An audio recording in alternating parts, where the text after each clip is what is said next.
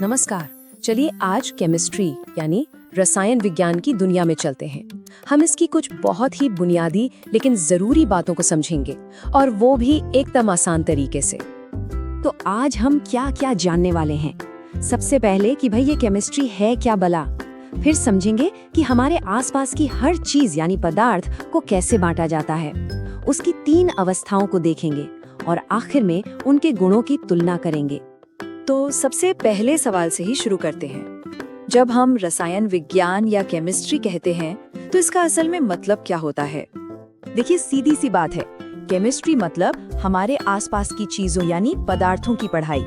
वो किस चीज से बने हैं, उनके गुण क्या है और जब एक चीज दूसरे से मिलती है तो क्या होता है, बस यही है केमिस्ट्री।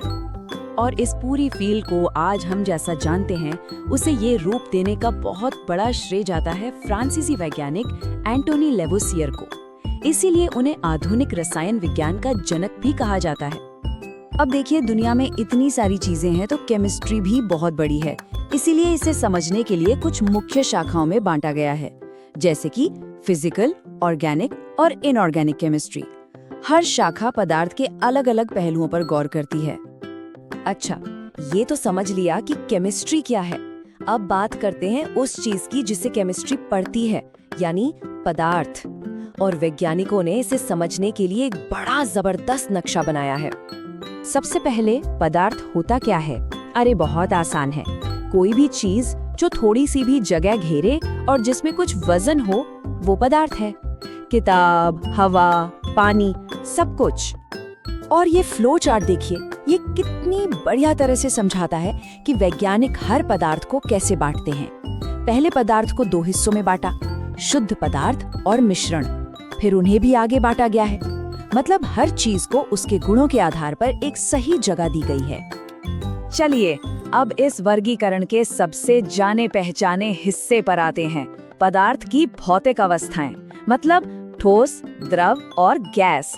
देखते हैं कि ये हमारी समझ को कैसे बेहतर बनाते हैं। और सबसे मजेदार बात पता है क्या है?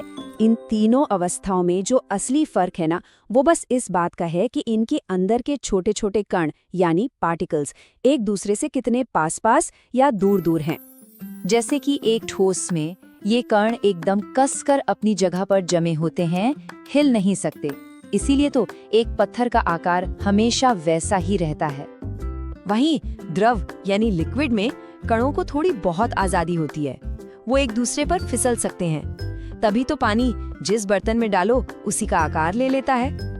और गैस में तो पूछिए ही नहीं, कण पूरी तरह आजाद हैं, कहीं भी घूम सकते हैं। इसीलिए तो हवा पूरे कमरे में फैल जाती है, चाहे कमरा छोटा हो या बड़ा। तो चलिए अब इन तीनों अवस्थाओं को एक साथ रखकर देखते हैं कि इनके मुख्य गुणों में क्या क्या फर्क है। ये टेबल चीजों को बिल्कुल साफ कर देती है। देखिए, ठोस में कणों को जोड़ने वाला बल सबसे मजबूत होता है, तो जाहिर है उनके बीच जगह सबसे कम होगी, और जगह कम होगी तो घनत्व यानी भारीपन सबसे ज्यादा होगा। वहीं गैस में इसका ठीक उल्टा होता है, ये सब एक दूसरे से जुड़ा हुआ है। तो ये सब हमें एक बहुत ही दिलचस्प सोच पर ले आता है। अगर बर्फ, पानी और भाप में फर्क सिर्फ ऊर्जा और कणों की दूरी का है, तो जरा सोचिए हमारे आसपास और कितनी चीजें हैं जो सिर्फ अपनी ऊर्जा बदलकर कुछ और बन सकती हैं। ये दिखाता है कि ये दुनिया असल में कितनी जुड़ी हुई है और कितनी आसानी से बदल सकती है।